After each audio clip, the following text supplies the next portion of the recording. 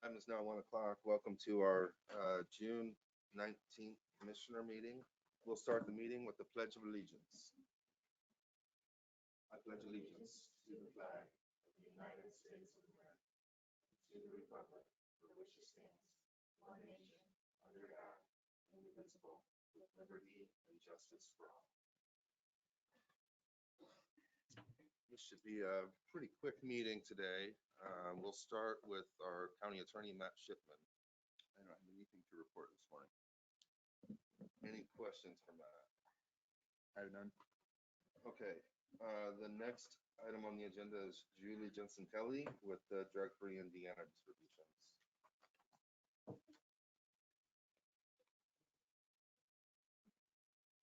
All right. So first of all, I want to introduce you to Hunter LaRue. Hunter is Hey, the Hunter. new drug-free Indiana coordinator for Whitley County. And the reason I'm doing today is because this will be the first time he's experienced this part of it. So real quick, in regards to drug-free Indiana, so that is a fund that we collect in the courts. It's called the alcohol countermeasure fee, the drug countermeasure fee. It's a $200 fee that's assessed to folks that are arrested and convicted of a substance abuse offense that's a misdemeanor or above. And then community corrections or the cash bond or probation collects that money while they're under terms of supervision. And it gets collected in a fund that is oversaw by the Indiana Criminal Justice Institute.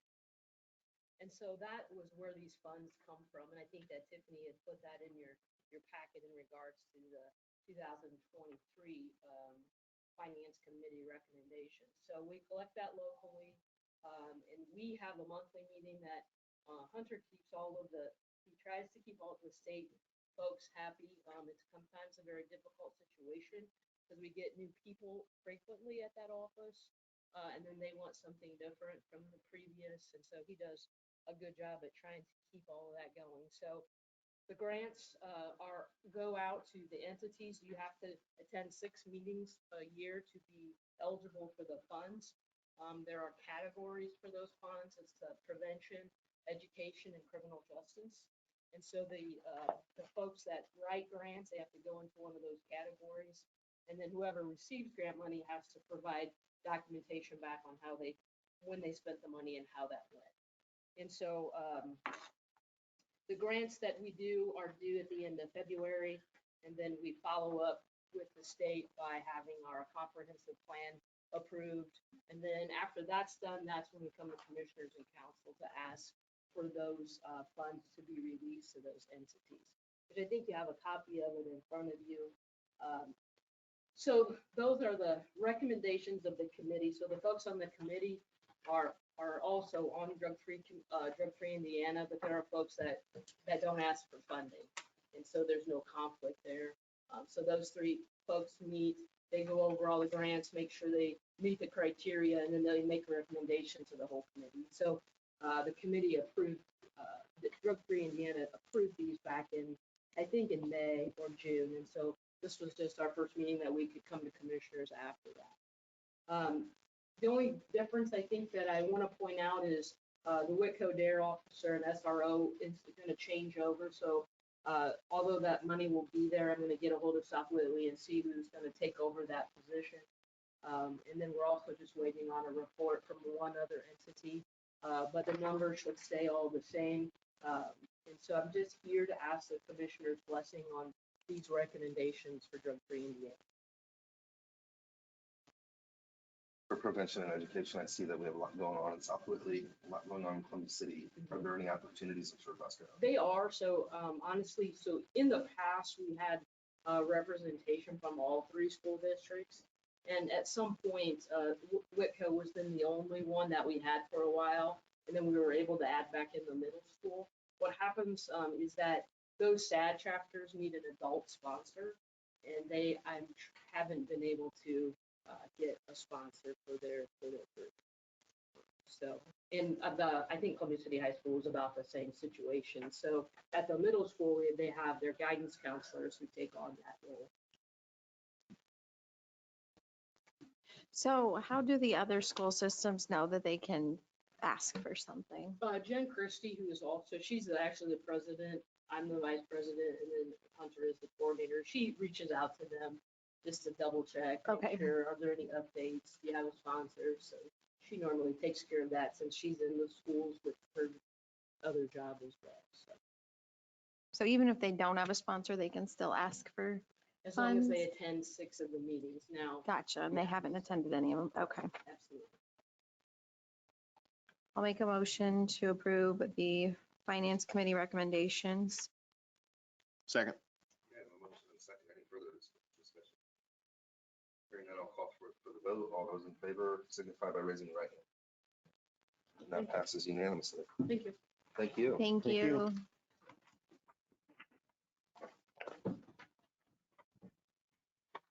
Next up, Scott Wagner with our health department.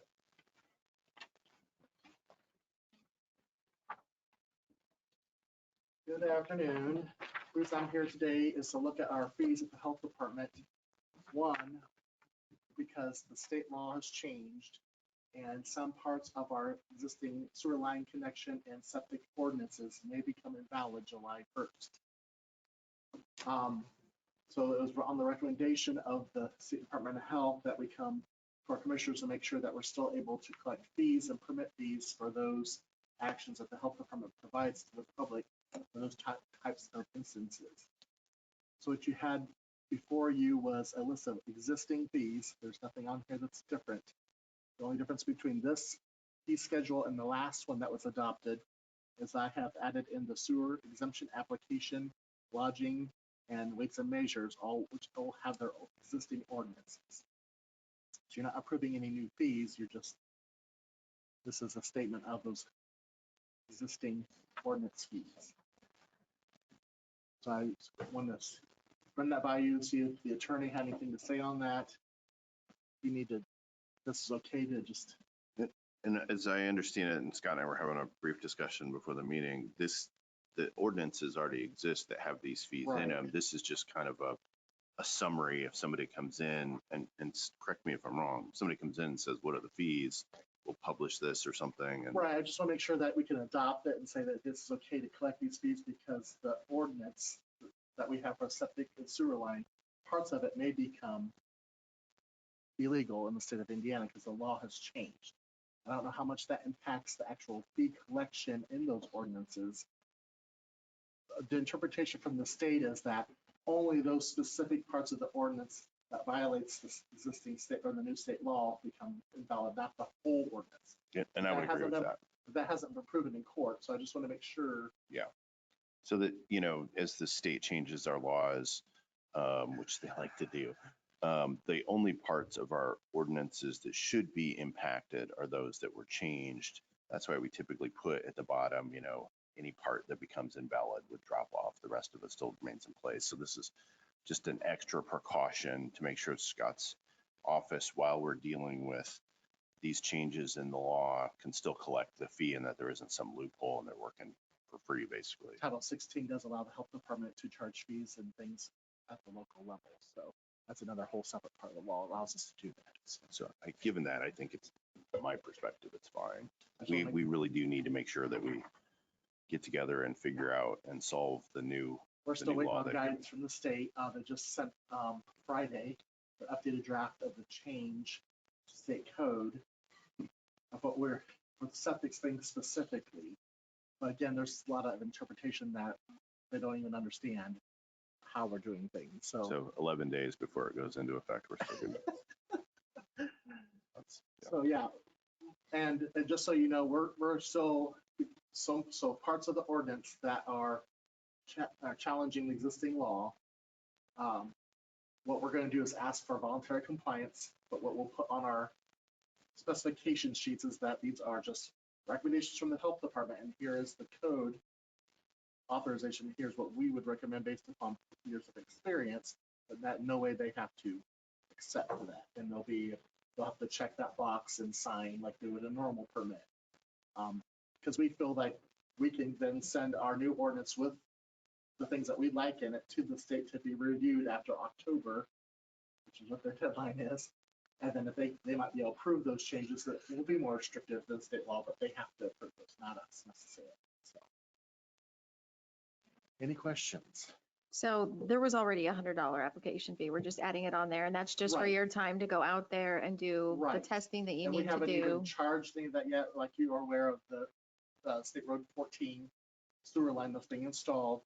I've been out to 4 or 5 houses already and just talked with them. I'm gathering information, and we haven't even gone through the formal process of any of that yet.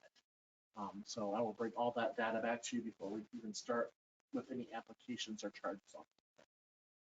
But yes, I just added it only to this schedule so you can see it. Yeah, everything Yeah. listed here already exists. Exactly. In an ordinance. Right. I Yeah. just want to make sure I can post it out there so it's all one thing so everybody sees. I'll make a motion to approve the Whitley County Health Department fee schedule. Second. We have a motion and a second. Anything further? All those in favor, raise your right hand. Opposed, the same, and that passes unanimously. Any other questions for the help? No? I have none. Thank you. Thank you.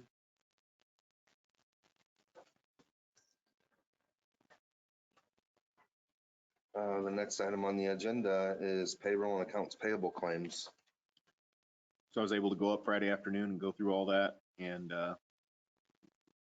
everything looked to be in order. There was no glaring concerns. So I think I will make a motion to approve accounts payable. Second. Okay, I have a motion and a second to approve accounts payable. All those in favor, raise your right hand. And opposed, the same, and that passes unanimously. And I will also make a motion to approve payroll. Second. Okay, I have a motion and a second to approve payroll. All those in favor, raise your right hand. And that passes unanimously.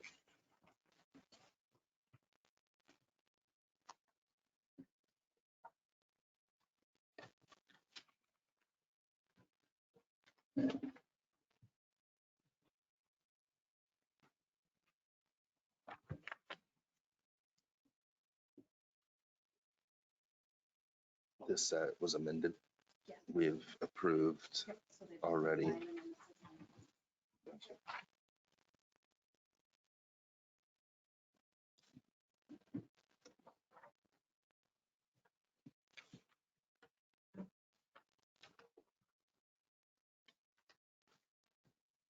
And if I remember, the amendment had to do with the spelling of the last name.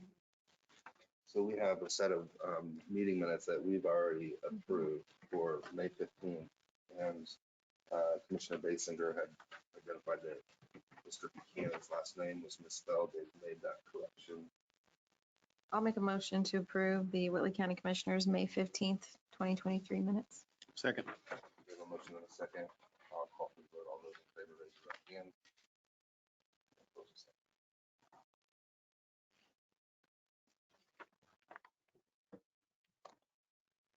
Has everyone had a chance to review our June 5th meeting minutes? Yes. I'll make a motion to approve the Whitley County Commissioners, June 5th, 2023 meeting minutes. Second. Motion, I have a second. I'll call for the vote. All those in favor signify by raising the right hand. And opposed, the same, and that passes unanimously.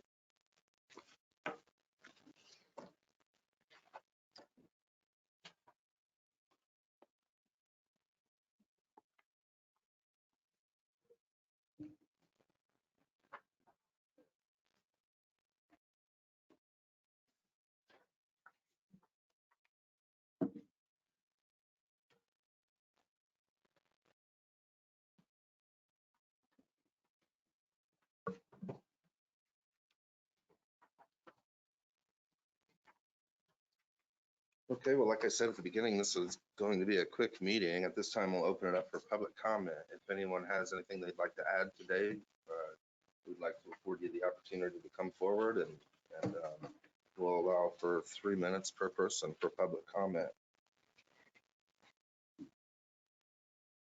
Okay, Matt, do you have anything to add? I do not. Tiffany?